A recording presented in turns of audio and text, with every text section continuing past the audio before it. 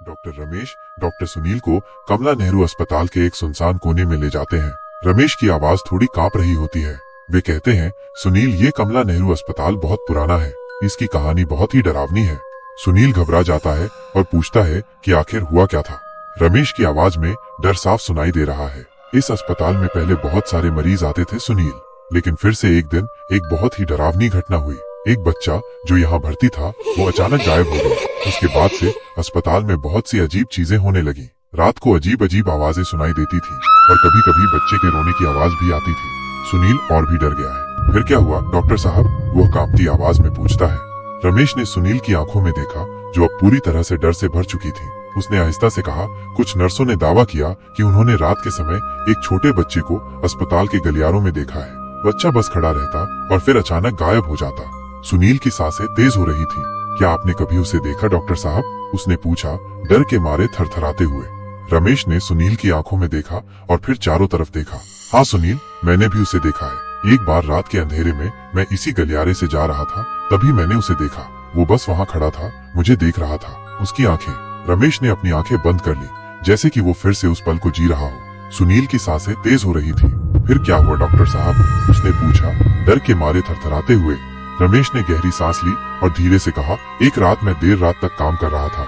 अचानक मुझे ऐसा लगा जैसे कोई मुझे देख रहा है। मैंने पीछे मुड़कर देखा, लेकिन वहाँ कोई नहीं था। तभी मुझे चक्कर आया और मैं गिर गया। जब मुझे होश आया तो मैं बिस्तर पर था। सुनील की सांसें तेज हो गईं। क्या आपको कुछ याद है डॉक्टर साहब? क्या आपने उस बच्चे को देखा? रमेश ने सुनील की आंखों में देखा जो अब डर से बड़ी हो चुकी थी। उसने आहिस्ता से कहा, मुझे नहीं पता सुनील, मुझे बस इतना याद है कि जब मैं गिरा था तो मुझे लगा कि कोई मुझे पकड़ रहा है। सुनील की पीठ पर ठंडी सी सनसनी फैल गई। रमेश ने सुनील की आंखों में देखा और फिर चारों तरफ देखा।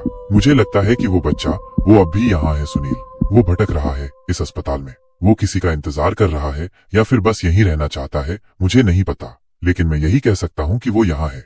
सुनील की सांसें तेज हो गईं। उसके शरीर में ठंडी सी सनसनी फैल गई।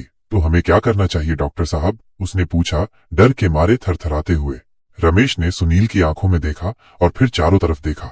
मुझे नहीं पता सुनील, उसने आहिस्ता से कहा, लेकिन मुझे लगता है कि हमें इससे सावधान रहना चाहिए।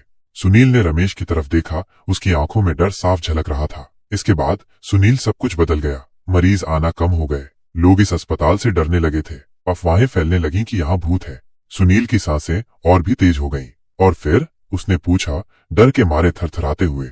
रमेश ने सुनील की आंखों में देखा और फिर चारों तरफ देखा। और फिर सुनील, मैं अकेला रह गया। बाकी डॉक्टर और नर्सें चले गए। मैं यहाँ अकेला रह गया, इस डर के साथ कि वो बच्चा कब मुझे ढूंढ लेगा। सुनील की पीठ पर ठंडी सी सनसनी फैल गई। उसने रमेश की तरफ देखा। उसकी आंखों में डर और बेबसी साफ झलक रही थी। रमेश ने सुनील की आंखों में देखा और फिर एक गहरी सांस ली। लेकिन सुनील, उसने कहा, यह सब सिर्फ अफवाहें हैं, कोई भूत प्रेत नहीं होता, यह सब हमारे दिमाग की ही उपज है। सुनील ने रमेश की तरफ देखा। उसकी आंखों में अभी भी डर था, लेकिन साथ ही एक उम्मीद भी थी। कहानी खत्म।